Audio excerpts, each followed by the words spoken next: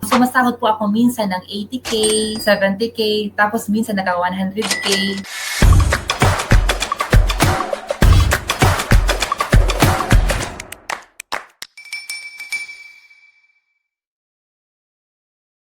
Kumusta? Okay lang po, Coach. I'm feeling happy and successful. Wow. Ano ba yung buhay mo before Facebook advertising? Dati, I was a call center agent way back 2022 for almost 3 years. Na-burn out ako, Coach, promise, kasi alam mo na yung call center, sobrang daming metrics na ma-achieve. Panggabi pa siya, kaya yun na-burn out ako po. So, nagplano talaga ako working from home. Meron kasi akong kaibigan dati na VA na din siya, work from home siya, pero voice pa din siya. Tapos, real estate. Tinanong niya ako if gusto ko daw. I grabbed it kasi work from home eh. Tapos, yung sahod, the same lang. So, di na ako nag-hesitate talaga, Coach. Green up ko na talaga siya. Yun yung pinakauna kong experience. Parang temporary lang yun, Coach eh. 6 months lang yun. 5 months, nag-search na ako sa internet kung paano pa ba mag-apply as a VA. Parang mayroon akong ginawang isang portfolio, pero nagpo-focus po siya sa graphic design. Kaya yun, na-hire po ako as a graphic designer. Hindi talaga yun yung gusto ko. Parang for the sake lang na parang may makain everyday.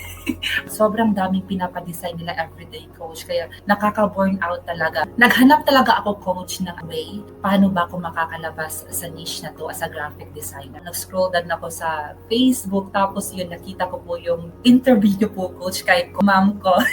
Na-curious ako kasi first time ko po narinig yung media buyer. Social naman pakinggan media buyer. Kaya yun, Coach, nag-search ako sa internet kung ano yung media buyer. Yun pala, parang gumagawa ka ng mga strategy, advertisement. Sino ba yung coach ni Con? Yun, nakita ko po yung pangalan ninyo, Darlie Pinky. Kaya nag-search po ako. Tapos, before ako nag-enroll sa course ni po, Coach, na in love talaga ako sa media buying ko. So, parang gusto kong i-pursue ang media buying, promise.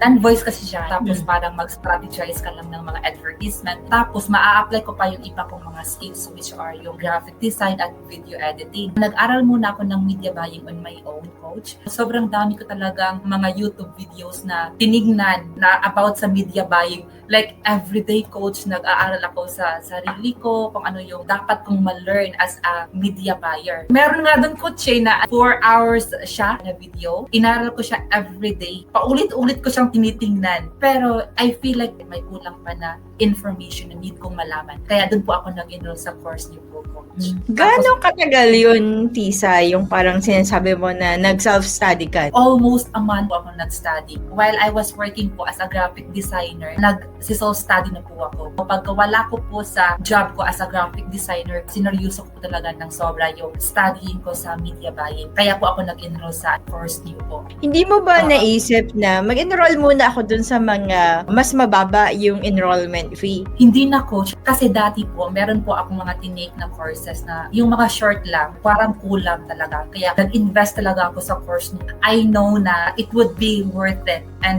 hindi ako nagkamali. Kasi sa course niyo po, Coach, sobrang detalyado po lahat. Napaka-detalyado po lahat. Which is, ito na yung hinahanap ko.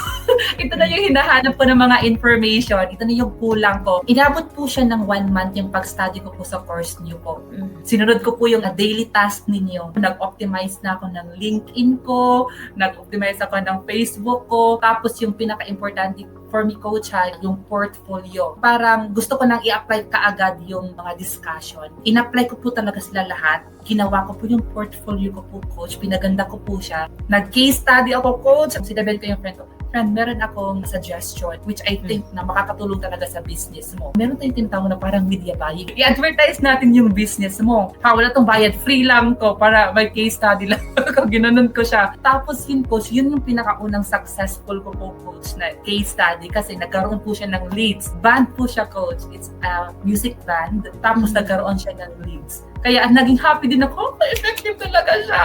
So, nilagay ko siya sa portfolio ko po, Coach. Then, nakakuha po ako ng client. Actually, 3 client yung nakuha ko po, Coach. So, hindi ko talaga in-expect, Coach, na yun na pala yung client ko na hanggang ngayon, siya pa din yung client ko na naka-help talaga sa akin to pursue my dream. Yung nasa dream work ko, Coach, nakuha ko na. Nagpo-post ka ba ng mga questions mo sa Facebook group natin? Nakapag-post po ako 1 beses po, Coach, which is nasagot mo naman siya. Helpful po talaga din yung group natin, Coach. coach kapag meron akong mga problema along the way as a media buyer. Nagsiself-study up coach, parang nagsisearch ako sa internet, chat GPT, what should I do if this is the problem? Parang gusto ko talaga na ako yung mismo yung nakakaalam kung paano siya i-solve ba. Kaya isang beses lang po talaga yun nakapagtanong ako sa group kasi more on research talaga ako coach. Nice. Okay. Isa yan sa mahalagang trait ng isang freelancer. Sa mga coaching sessions natin, nakaka-attend ka ba? Sobrang worth it kasi parang, di ba yung coaching session natin coach is if may mga tanong lang naman. So far coach, hindi na kasi ako nagkakaroon ng maraming questions po. Ginugugol ko talaga yung time ko sa pagre-research talaga if may mga problema.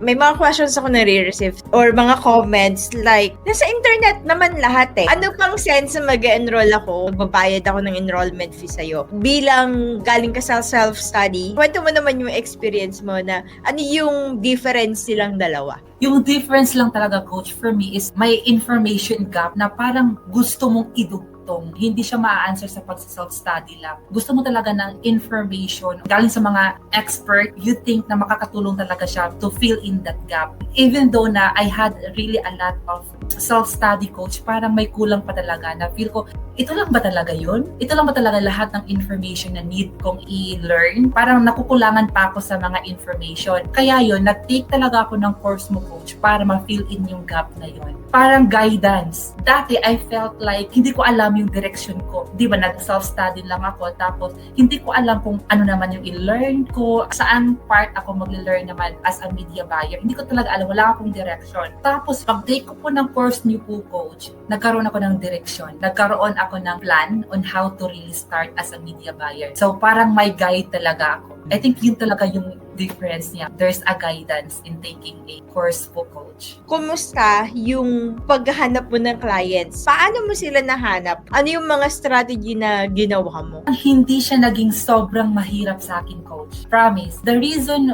is kasi I build myself muna. Hindi siya naging mahirap sa akin, coach, kasi meron akong enough information. Nag-case study ako, pinaganda ko yung portfolio ko, in-optimize ko po yung profile ko. Si client yung nakahanap sa akin. Parang dun sa OLG ata, hindi ako sure. Marami kasi akong in-applyan din, coach. Marami akong sinagmitan. Kaya hindi ko siya matrace ko. Saan ba ito niya ko yung number ko? Kaya yun, parang nag-message lang siya sa WhatsApp. If okay lang ba na I can work with him. Kasi totally newbie din si client. Need niya din ng guide sa media buying. In-apply ko po dun, coach, yung mga natutunan ko po sa course ninyo. Which is successful naman, coach, kasi naging successful din yung business niya. Tapos, lumaki na po. In fact, coach, ako po yung operations manager ngayon sa business niya po. I am handling po a lot of things po. Gusto ko na magtrabaho, kaya nag-guess talaga kaagad ako, coach. Ano yung mga task mo sa kanya? Pinakauna ko talagang task, coach, was yung media buying talaga mismo, yung pagraran ng mga ads sa Facebook niya po. Tapos hanggang nagtuloy-tuloy, hanggang pinapagawa niya ako ng mga ibang mga task. Ako yung gumagawa ng mga graphic design yan, yung mga videos niya. Ako na lahat, coach, hanggang na-build ko yung trust ni client. Kaya sobrang thankful po talaga ako, coach, na yung stepping ground ko po is yung pagiging isang media buyer. So, ibig sabihin, Tisa, itong client na to, 2 years ago, nakuha mo siya yung nag-reach out sa'yo. Actually, coach, hindi lang kasi siya yung naging client ko. Trinay ko talagang mag-multiple clients, coach. Mga 3 clients lang. Yung isa part-time lang, tapos 2 yung full-time. So, nahihirapan ako. Wala nang life, coach ba? Iniisa-isa ko silang iniwan. Yung first client ko, which is ito yung hanggang ngayon, siya lang yung hindi ko iniwan. Siya kasi yung pinakaunang client, coach, na nagtiwala sa akin, even though experience ko lang was case study lang, ganito, wala talagang client talaga mismo ba? Parang self lahat. Parang siya yung unang nagtiwala sa akin, kaya sobrang nagmamatter talaga sa akin ang client na to. As media buyer, ano yung ginagawa mo sa business niya? Pagdating po sa Facebook ads, ako po yung nag-strategize po talaga ng mga ads niya po. Sa scaling coach, sa monitor, minsan tumutulong naman siya. Meron pa kasing ibang mga other tasks, sinusubaybayan pa yung other na mga VAs. So from ikaw lang, may mga iba na siyang VA ngayon. Oo. Ilan na yung nadagdag sa'yo? Right now po, coach, running 10 VAs na po. Okay. Ako po yung pinakauna. So that's why ikaw na ay isang operations manager ngayon. Opo, coach. From media buyer, naging operations manager ka na, nag-grow na yung business ng client, pati yung team nag-grow na din. Pero syempre, may mga challenges, 'di ba? Ano yung mga challenges from media buyer to operations manager? Yung pinaka-challenge ko talaga, coach, is how to maintain both as an operations manager tapos media buyer. Sa media buyer, coach, may mga time talaga na mababa yung sales, paano tayo makaka-recover doon. Parang yun yung mga biggest challenge ko, coach. Kaya yun, nagsisearch na naman kung ano bang dapat gawin. Buti na lang may ChatGPT. Napaka-helpful talaga ni ChatGPT. More on strategizing talaga, coach, ba kung anong dapat gawin para ma-recover yung mga sales, parang ganun. Tapos, as an operations manager po, coach, more on guidance lang kasi ako sa mga bagong VAs, kung anong dapat gawin, parang i-maintain ko lang yan. Kumusta yung salary mo or yung compensation mo from media buyer to ngayon ay operations manager ka na? Nag-i-increase siya from time to time po talaga, coach. Like, hourly rate po siya. So, sumasahod po ako minsan ng 80K, 70K, tapos minsan naka 100K, tapos yun, naka-ipon po. Napatapos ko po yung bahay namin, coach. Wow. May semento po siya, coach. Biggest goal ko po talaga na mapaayos yung bahay namin. Nasira talaga siya nung Yolanda. Sobrang sira po talaga. Tapos, after that, parang hindi na siya naayos. Yung biggest goal ko talaga is mapatayo ng bahay. Mapaayos yung bahay namin. Which is, nangyari po siya dahil po sa pagiging isang media buyer po. Oh, grabe, no? Kumusta yung impact ng Facebook advertising? It really changed my life, coach. Kasi I was able to sustain the needs of my family, which is, yun naman talaga yung goal. As a family-oriented, na parang gusto mong tulungan yung family mo, yung idea na natutulungan mo na yung parents mo, yung sa mga gastusin sa bahay, napakalaking bagay na po yun, coach. Which is, nangyari siya because sa pagiging isang media buyer. Naiisip mo ba na what if hindi nag-pandemic? What if nasa Singapore ka pa din ngayon? Ganun pa rin kaya yon? Actually, coach, parang hindi. Kasi pag nasa Singapore pa ako ngayon, siguro, naglilinis ako ng CR. Ang goal ko lang talaga dati is mag-abroad, maglinis ng CR, magtrabaho sa mga kitchen doon kasi mas malaki yung sahod. Kasi dito, di ba, na sobrang liit talaga dito sa Pilipinas. Hindi ko na talaga inisip yung magtrabaho sa Pilipinas. Doon ko naisipan mag-abroad. Tapos hindi ko in-expect na dadating pala sa life ko, yung pagiging isang media buyer. Parang ganun. Pero ngayon, imagine mo, kasama mo yung family mo, at the same time, nakakapag-provide ka for them financially. Oo, nakaka-provide ako for my family, tapos may sobra pa, kaya nakakagala, parang ganun ba. I also really want to give back to my parents. Kaya yon, napaka-thankful ko kasi as a media buyer, parang it fulfilled my goals in life na magpatayo ng bahay, tumulong sa pamilya, at the same time, gumala for myself. Para lagi naman tayong ganado mag-work, di ba? Dapat nire-reward din natin yung sarili natin. Ngayon, ikaw na yung papanoorin ng mga aspiring media buyer, di ba? Yung mga nag-search na ano pa ba kaya yung pwede kong gawin or ano pa yung pwede kong aralin na skill para mas mataas pa yung rate ko as freelancer. Ano yung tips na mabibigay mo sa kanila? Dapat consistent ka lang talaga. Tapos, you have to really establish yourself. You have to be really confident on yourself na kaya mong i-offer ang service na to the clients. Kasi, if you are confident, the clients will trust you. Dapat consistent ka lang sa pag-gain ng mga knowledge. Dapat consistent ka lang sa pag-improve your skill or upskill. You will be irreplaceable. Parang ganun. Sa mga curious, di ba, at mga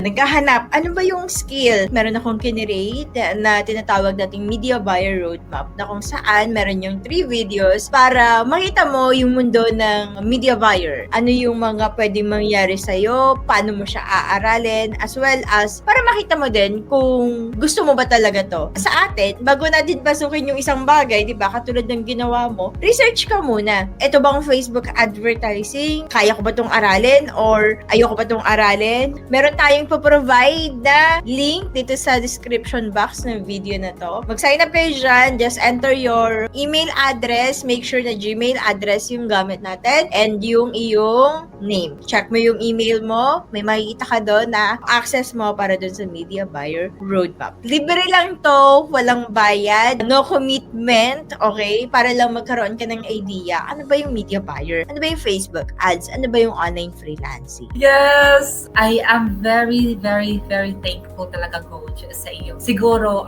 without your course po, Coach, wala talaga akong direction. Because of your course, parang nabigyan ako ng path for my dream as a media buyer po. Napaka-indiman po ng media buyer. You helped me along the way talaga to become a media buyer. Kaya na sobrang thankful ko po sa mga information na nakuha ko po sa course ninyo.